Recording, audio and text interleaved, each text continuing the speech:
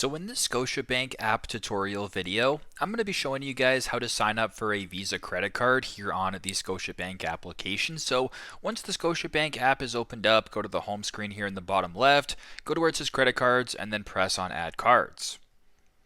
Now once you're here, it's going to bring you to a Discover credit card page right here, so you can go down, browse different cards. So let's go ahead here and actually just press on browse all cards just for an example so we can see all of them. Now, if you're looking for a specific Visa card where it says filters right here, you can select, a travel and lifestyle Visa, a cashback Visa, no annual fee Visa, a scene card Visa, whatever the case may be, a bunch of different options right here. But if you just want to see all of them, you can just simply scroll down. There's 18 choices here. So there's a Scotiabank Passport Visa Infinite card.